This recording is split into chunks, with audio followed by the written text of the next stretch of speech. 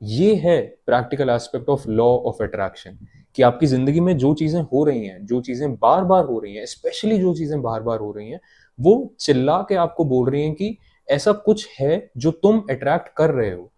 Law of attraction, law of mirroring, क्या आपने भी इन वर्ड्स को सुना है? क्या आपको सुन के लगता है कि ये बज़वर्ड्स हैं, या ये कुछ ऐसी वुडू चीजें हैं जो सुनने में अच्छी लगती हैं बट वाकई में प्रैक्टिकली हमारी लाइफ में बिल्कुल एप्लीकेबल नहीं है?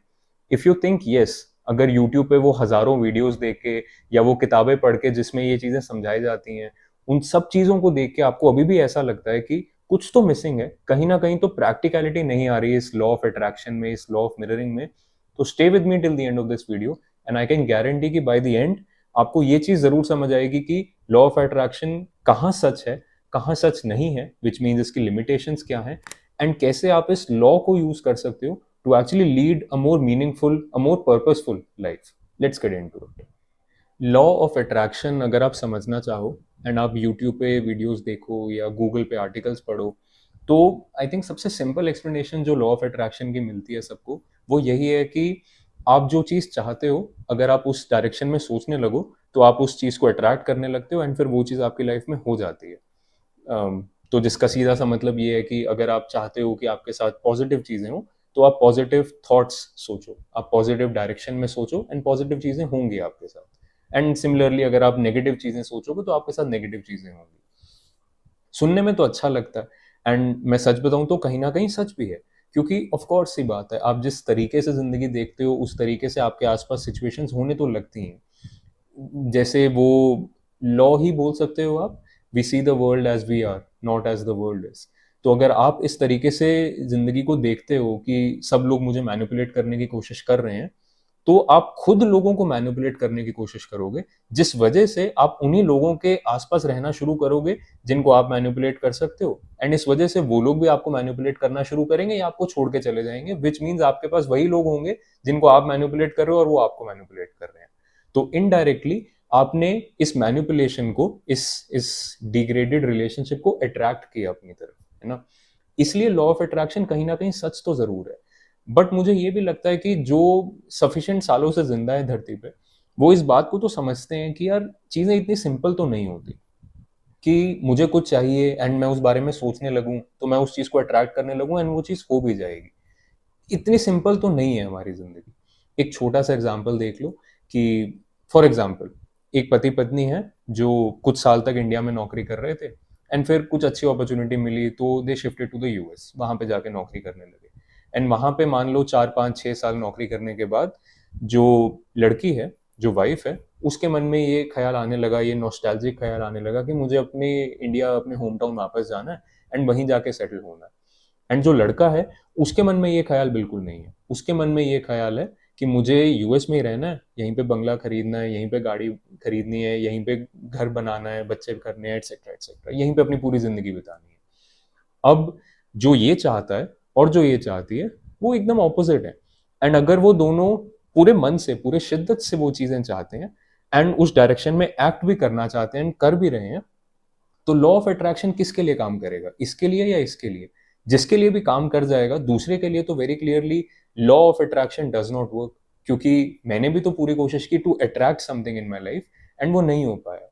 एंड इसीलिए मैं इस वीडियो में यही चीज मेन समझाना चाहता हूँ कि लॉ ऑफ अट्रैक्शन हालांकि सच है, जिस तरीके से मैं समझाऊंगा उस तरीके से आप समझ पाओगे कि वो कहाँ सच है, but it is also not the only thing जो आपकी जिंदगी में जो कुछ भी हो रहा है या जो कुछ भी होने वाला है उन चीजों को समझा सकता है। हमारी जिंदगी बहुत कॉम्प्लेक्स है, तो हम अगर चाहें कि हम इस एक लॉ के थ्रू अपनी पूरी जिंदगी को समझाना शुरू कर दें, तो हम खुद ही को लिमिट करना शुरू कर देते हैं। अब अगर मैं प्रैक्टिकलिटी की बात करूं, रियल लाइफ सिचुएशंस की बात करूं, तो मैं ये समझाना चाहूंगा कि लॉ ऑफ अट्रैक्शन को इस तरफ से देखना कि मैं किन चीजों को अपनी जिंदगी में अट्रैक्ट कर सकता हूं, किन चीजों को अपनी जिंदगी में अट्रैक्ट कर सकती हूँ, ये एक तरीका है लॉ ऑफ अट्रैक्शन को समझने का। बट मुझे लगता है कि ये तरीका उल्टा है। What do I mean? हमें लॉ ऑफ अट्रैक्शन को ऐसे देखना चाहिए कि इस समय मैं अपनी जिंदगी में किन चीजों को अट्रैक्ट कर रहा हूं, किन चीजों को अट्रैक्ट कर रही हूं। दूसरा एस्पेक्ट भी इंपॉर्टेंट है कि मैं किन चीजों को अट्रैक्ट कर सकता हूं एंड मैं कैसे कर सकता हूं, वो भी इंपॉर्टेंट है। बट ज्यादा जरूरी एस्पेक्ट जो हम ऑलमोस्ट हर बार भूल जाते हैं, वो ये है कि इस समय मैं अपनी जिंदगी में किन चीजों को अट्रैक्ट कर रहा हूं एंड ये चीज कहाँ एप्लीकेबल है। अगर आप अपनी जिंदगी में देखो, स्पेशली आपकी रिलेशनशिप्स में बहुत बार ऐसा होता है कि आपके साथ सेम ही चीज बार बार हो रही होती है, आपके साथ रिपीट सिचुएशंस बार बार हो रही होती हैं।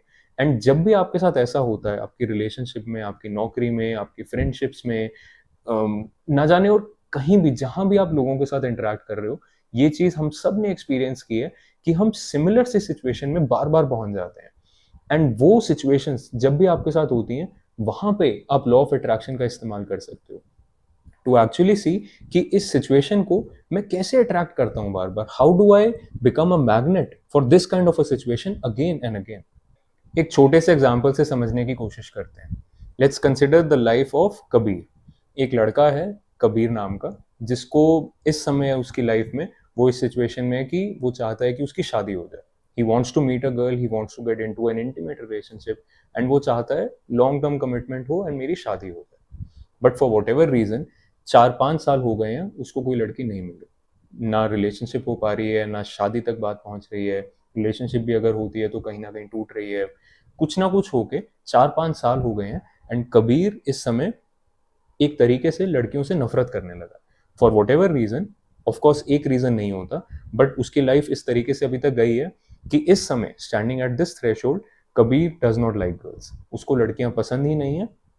And to make matters worse और बेटर क्या बोले, कबीर के साथ उसके और भी बहुत दोस्त हैं, एटलीस्ट मान लो 5-6 और दोस्त हैं जिनके साथ सिमिलर सी सिचुएशन है।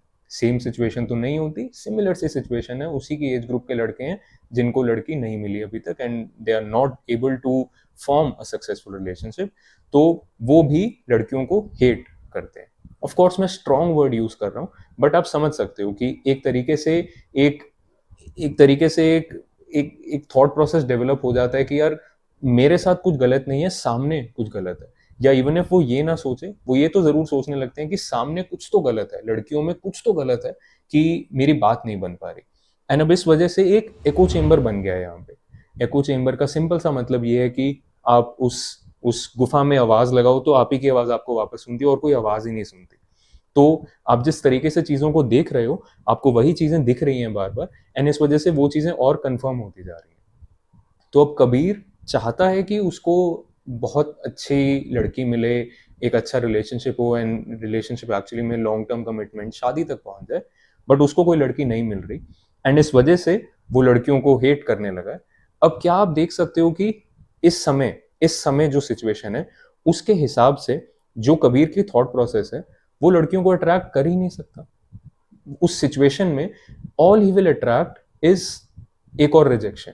All he will attract is कि जिस लड़की से मिलेगा, अगर उसके साथ बात हो भी रही होगी अच्छी, तो क्योंकि उसकी ये थॉट प्रोसेस काफी हद तक चिपक चुकी है उसके दिमाग के साथ, एंड वो इस तरीके से ही जिंदगी को देखने लगा है, वो अपनी अगली रिलेशनशिप में भी कुछ ना कुछ ऐसा करेगा, कुछ ना कुछ ऐसा बोलेगा, दिखाएगा, या something will happen which will turn the girl of, and वो भी इसको रिजेक्ट कर देगी। तो इस तरीके से अगर आप देखो, तो अब मैं ये थोड़ी सी ट्रिगरिंग बात लग सकती है काफी लड़कों को, बट अगर आप इस तरीके से देखो तो आप ये बोल सकते हो कि कबीर एक तरीके से अट्रैक्ट कर रहा है कि रिलेशनशिप बढ़ ही ना पाए, आगे बढ़ ही ना पाए। ये चीज कबीर अट्रैक्ट कर रहा है। अब मेरा ये सब बोलने का मतलब बिल्कुल भी ये नहीं है कि कबीर गलत है, जो वो सोच रहा है वो गलत है। काफी बार हम अपनी जिंदगी में जिन कंक्लूजन्स पे पहुंचते हैं, जिस इवन हेटरेट पे पहुंचते हैं एक ग्रुप की तरफ, हम गलत नहीं होते। सुनो, हम गलत नहीं होते, बट ऑलमोस्ट हर बार हम लिमिटेड होते हैं। हम पूरी सिचुएशन को देख ही नहीं पा रहे होते। हम पूरी सिचुएशन को एटलीस्ट उस दूसरे पर्सन के पर्सपेक्टिव से या उस दूसरे ग्रुप के पर्सपेक्टिव से देख ही नहीं पा रहे हो सकते, क्योंकि हमारी जिंदगी खुद इतनी टफ चल रही है कि हमारे पास इतना समय ही नहीं है, इतनी एनर्जी नहीं है कि हम दूसरा पर्सपेक्टिव भी कंसिडर कर पाए। एंड इसलिए इस सेंस में कबीर की हेट्रेड, कबीर की वो वेरी स्ट्रॉन्ग थॉट प्रोसेस, वो गलत नहीं है, बट वो लिमिटेड है। एंड व्हाट्स मोर, इस वीडियो में हम लॉ ऑफ अट्रैक्शन की बात कर रहे हैं। कबीर की ये thought process is actually attracting more rejections. Kabir की ये thought process is actually attracting कि जो रिलेशनशिप वो वाकई में चाहता है वो उसकी फॉर्म हो ही ना पाए, क्योंकि वो जिस तरीके की चीजें सोच रहा है, जिस तरीके से एक्ट करता है दुनिया में, all he will attract is more things जो उसके थॉट प्रोसेस को कंफर्म करे। ये है practical aspect of law of attraction, कि आपकी जिंदगी में जो चीजें हो रही हैं, जो चीजें बार बार हो रही हैं, स्पेशली जो चीजें बार बार हो रही हैं, वो चिल्ला के आपको बोल रही हैं कि ऐसा कुछ है जो तुम अट्रैक्ट कर रहे हो। एंड इसीलिए मुझे ऐसा लगता है कि लॉ ऑफ अट्रैक्शन का सबसे इंपॉर्टेंट यूज ये है कि आप ज्यादा सेल्फ अवेयर हो पाओ, आप ज्यादा इस तरीके से जिंदगी को देखने लगो कि मैं अपने अपनी थॉट प्रोसेस से क्या प्रोजेक्ट कर रहा हूं बाहर, जिस वजह से मेरे साथ ये चीजें बार बार हो रही हैं। अब इस पूरी चीज में अगर हम वापस से कबीर पे आए एंड हम ये सोचें कि तो कबीर लॉ ऑफ अट्रैक्शन को अपनी लाइफ में कहाँ इंप्लीमेंट कर सकता है, वो इस चीज को अपनी लाइफ में यहाँ इंप्लीमेंट कर सकता है कि क्योंकि उसके साथ बार बार ये चीज हो रही है, उसको ये चीज रियलाइज करनी पड़ेगी कि मैं कुछ तो ऐसा कर रहा हो सकता हूँ, हो सकता है कि मैं कुछ ऐसा कर रहा हूँ जिससे ये चीज मेरे साथ बार बार हो रही है। एंड अगर उसको ये चीज दिखती है कि मेरी ये थॉट प्रोसेस बन चुकी है, जो कि गलत नहीं है, मैं दोबारा बोल रहा हूँ ये थॉट प्रोसेस गलत नहीं है, बस लिमिटेड है। एंड अगर उसकी ये थॉट प्रोसेस बन चुकी है, तो कबीर को ही ये चीज रियलाइज करना पड़ेगा कि ये थॉट प्रोसेस अगर मैं वाकई में लेके चल रहा हूँ अपनी अगली डेट पे, अगली रिलेशनशिप में, जहां भी मैं किसी से भी मिल रहा हूँ, लड़कों से लड़कियों से जिससे भी मिल रहा हूँ, अगर मैं ये थॉट प्रोसेस लेके चल रहा हूँ, तो मैं कहीं भी ये चीज तो कर ही नहीं रहा कि मैं एक्चुअली में एक अच्छी रिलेशनशिप को अट्रैक्ट करूं अपनी तरफ। एंड व्हाट्स वर्स, मैं अपने लिए वाकई में रिजेक्शन ही अट्रैक्ट कर रहा हूँ। क्योंकि बहुत सिंपल सी बात है कि जो भी इस तरीके से सोचेगा एंड जो भी इस तरीके से बात करेगा, वो कहाँ किसी लड़की को अट्रैक्ट कर पाएगा। The only thing you will attract is actually more rejection, is actually more things जो कि इस थॉट प्रोसेस को वापस से कंफर्म करे।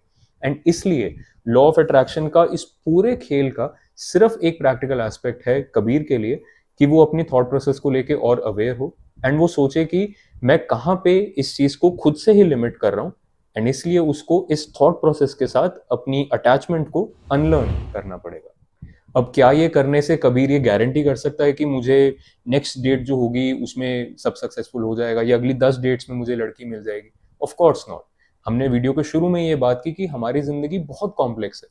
तो बस एक लॉ, एक एक एक्शन ये गवर्न नहीं कर सकता कि मेरी जिंदगी में अगला आउटकम कैसा होगा। बट लॉ ऑफ अट्रैक्शन अगर कहीं एप्लीकेबल है, तो वो यहाँ डेफिनेटली एप्लीकेबल है कि मैं ये चीज देखूं कि मैं कहाँ से अपनी जिंदगी में इस रिपीट सिचुएशन को बार बार अट्रैक्ट कर रहा हूँ, एंड मैं अपनी सेल्फ अवेयरनेस बढ़ाऊं एंड मैं सोचूं, मैं इस डायरेक्शन में एक्ट करूं कि कैसे मैं अपने तरफ से पूरी कोशिश कर सकता हूं कि ये रिपीट सिचुएशन मेरे साथ दोबारा ना हो। That's it. इसमें आप गारंटी नहीं कर सकते कि ये दोबारा होगा नहीं, बट आप एटलीस्ट ये गारंटी कर सकते हो कि आपको पता है कि मैंने अपनी तरफ से कोशिश की एंड इस बार ये जब हुआ, दिस वॉज नॉट मी। अब ये एग्जाम्पल सिर्फ एक कहानी नहीं है। अगर मैं सच में बोलूं तो इस धरती पे रहने वाले हर इंसान के साथ कुछ ना कुछ रिपीट पैटर्न्स बार बार होते हैं। कुछ ना कुछ ऐसा होता है हमारी जिंदगी में जो हम बार बार देखते हैं, बार बार हमारे साथ होता है। एंड उस सिचुएशन का बार बार होने का पर्पस ही इतना है कि आप उसको देखो, आप परखने की कोशिश करो कि आप ऐसा क्या कर रहे हो जो इस सिचुएशन को बार बार अट्रैक्ट कर रहा है।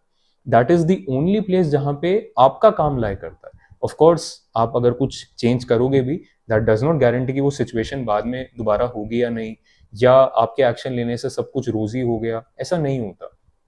बट अगर आपका काम कहीं है तो वो यही है कि आप सेल्फ अवेयर हो एंड आप देखो कि ये सिचुएशन मेरी जिंदगी में बार बार क्यों होती है। फॉर एग्जाम्पल, अगर कोई लड़की है जिसको बचपन से उसके माँ बाप, उसके भाई बहन, आसपास वाले सब लोग बलि का बकरा बनाते रहे हैं, किसी भी सिचुएशन के लिए हमेशा उस पर ब्लेम किया गया।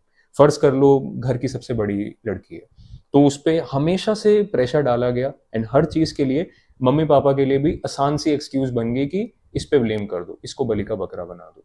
अब अगर एक बच्चा इस लाइफ सिचुएशन में पले बढ़े, तो वो इस चीज को, थोड़ा सा स्ट्रॉन्ग वर्ड है अगेन, इस चीज को अट्रैक्ट भी करने लगता है कि उसकी जिंदगी में हर सिचुएशन में वो बलि का बकरा बनती ही रहेगी।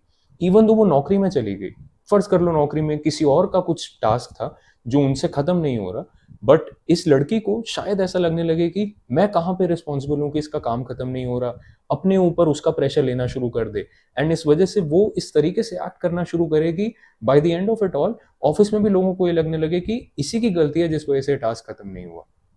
कौन बना बलि का बकरा? वो खुद। अब ये चीज उसके साथ हर बार उसकी लाइफ में होगी, पेरेंट्स के साथ, भाई बहनों के साथ, अपने पार्टनर के साथ, अपने ऑफिस में, ना जाने और कहाँ कहाँ उसका ये सेम चीज होगी। एंड वो तब तक होती रहेगी जब तक वो अवेयर नहीं होती इस बात को लेके कि मैं कैसे इस सिचुएशन को अट्रैक्ट करती हूँ कि लोग मुझे बलि का बकरा बनाते हैं। एंड वो जैसे ही इस बात को लेके अवेयर होनी शुरू हो, अगली बार जब वो चीज हो रही होगी तो क्या वो गारंटी कर सकती है कि दूसरे लोग उसको बलि का बकरा ना बनाए? ऑफ कोर्स नॉट, वो ये चीज गारंटी नहीं कर सकती। But what she can guarantee is कि मैं उस सिचुएशन में कैसे रिएक्ट कर रही हूँ। फॉर एग्जाम्पल, मान लो घर में एक सिचुएशन है कि छोटा भाई फेल हो गया, माँ बाप को आदत पड़ चुकी है इसको ब्लेम करने की कि तूने इसको पढ़ाया नहीं इसलिए ये फेल हो गया, तो इसको बलि का बकरा बना रहे हैं। अब अगर वो ये चीज समझ रही है कि ये चीज मेरे साथ बार बार होती है, एंड उसका कारण क्या है कि लोग जो अपनी सिचुएशन के लिए रिस्पॉन्सिबिलिटी नहीं लेना चाहते, प्रेशर नहीं लेना चाहते, वो मेरे ऊपर प्रेशर डालते हैं, एंड मेरा प्रेशर लेना बनता नहीं है इस चीज पे।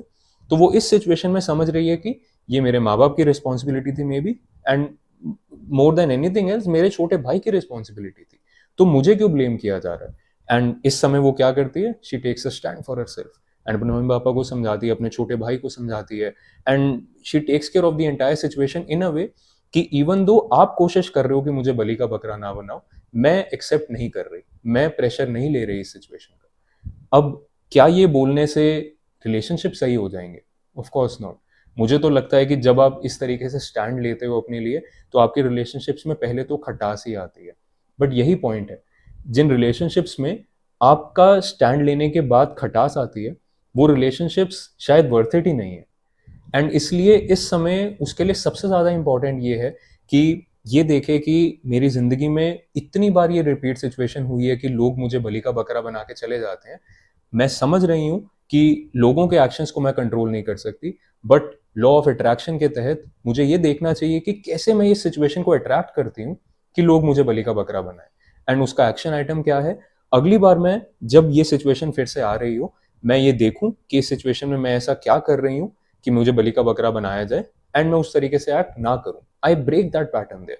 अब इस वजह से रिलेशनशिप में, जैसे मैंने कहा, खटास आएगी, हो सकता है मम्मी पापा नाराज हो जाए, भाई भी नाराज हो जाए कि हर बार तो दीदी मान जाती थी कि उनकी गलती थी, इस बार क्यों नहीं मान रही। हो सकता है वो नाराज हो, होने दो, it's bound to happen. But इस सिचुएशन में आपके लिए सबसे ज्यादा इंपॉर्टेंट ये है कि आप इस पैटर्न को ब्रेक करो, ताकि ये जो रिपीट सिचुएशन है जो आपके साथ बार बार होती है, एटलीस्ट आप अपनी साइड से गारंटी करो कि मेरी वजह से ये रिपीट सिचुएशन अब नहीं हो रही। अब ये जो हमने पूरी बात की, इसका एक बहुत सिंपल सा मिस इंटरप्रिटेशन ये हो सकता है कि आपको ये लगने लगे कि मैं ये कहना चाह रहा हूँ कि आपकी जिंदगी में जो कुछ भी गलत हो रहा है उसको आप अट्रैक्ट कर रहे हो। आई होप आप ये नहीं सोच रहे, क्योंकि मैं ये बोल भी नहीं रहा। मैं पूरी वीडियो में ये बोलता आया हूँ कि हमारी जिंदगी बहुत कॉम्प्लेक्स है, एंड इसलिए कोई एक लॉ, कोई एक ऐसी चीज, कोई एक ऐसा एक्शन कभी भी गवर्न नहीं कर सकता कि जो चीज आपके साथ हुई वो इसी वजह से हुई। तो उस सेंस में बात करते हुए मैं फॉर एग्जाम्पल ये नहीं बोलूंगा कि फर्ज कर लो आपको किसी लड़की ने धोखा दिया, मैं ये नहीं बोल रहा कि वो धोखा आपने ही अट्रैक्ट किया। ऑफ कोर्स ऐसा नहीं है। आपको कैंसर हुआ, आपका कहीं एक्सीडेंट हुआ, मैं ये नहीं बोल रहा कि ये सारी चीजें आप अपनी जिंदगी में अट्रैक्ट करते हो। ऑल्दो अगर आप एक हेल्दी लाइफस्टाइल नहीं जीते तो एक तरीके से आप ये चीज बोल भी सकते हो, but I am not talking about that. मैं सिंपल सी ये बात कहना चाह रहा हूँ कि फर्स्ट पॉइंट, हमारी जिंदगी बहुत कॉम्प्लेक्स है, एंड इसलिए कोई एक चीज कभी भी गारंटी नहीं कर सकती कि इस वजह से ही ये चीज हमारे साथ हुई। हमारी जिंदगी बहुत बहुत ज्यादा और कॉम्प्लिकेटेड है कंपेयर टू एक छोटा सा स्टेटमेंट ऐसा देना। एंड सेकेंड चीज, having said all of that, फिर भी हमारी जिंदगी में बहुत ऐसी सिचुएशंस होती हैं जहां पे हम उन चीजों को कॉज कर रहे होते हैं, एंड हम एक्चुअल रीजन, एक्चुअल कॉज बाहर ढूंढ रहे होते हैं। एंड स्पेशली वो चीज सच है हमारी जिंदगी में जब हमारे साथ रिपीट सिचुएशंस बार बार हो रही होती हैं। एंड वहां पे अगर हम लॉ ऑफ अट्रैक्शन को वाकई में समझें, तो हम इंस्टेड ऑफ थिंकिंग कि क्या चीजें मैं अट्रैक्ट कर सकता हूँ, क्या चीजें मैं अट्रैक्ट कर सकती हूँ, हम लॉ ऑफ अट्रैक्शन को ऐसे यूज कर सकते हैं कि क्या चीजें मैं ऐसा कर रही हूँ या मैं ऐसा क्या सोच रहा हूँ जिस वजह से मेरे साथ ये चीज बार बार हो रही है। How am I attracting something? अगर इस तरीके से देखा जाए तो मुझे ऐसा लगता है कि लॉ ऑफ अट्रैक्शन को समझना और अपनी जिंदगी में इंप्लीमेंट करना is actually one of the tools of increasing your self awareness. अपनी खुद की थिंकिंग के बारे में अपनी अवेयरनेस बढ़ाने का एक बहुत ही अच्छा टूल है लॉ ऑफ अट्रैक्शन। एंड अगर मैं और ऑनेस्टली बात करूं, मुझे लगता है हमारी पूरी जिंदगी ही सेल्फ अवेयरनेस के अराउंड रिवॉल्व करती है। आपकी जिंदगी में आपके पास उतनी ही फ्री विल होती है जितने आप सेल्फ अवेयर होते हो। आप अपनी जिंदगी को उतना ही कंट्रोल कर पाते हो जितने आप सेल्फ अवेयर होते हो। आप जिंदगी को को क्रिएट करने में उतने ही सक्षम हो पाते हो जितने आप सेल्फ अवेयर होते हो।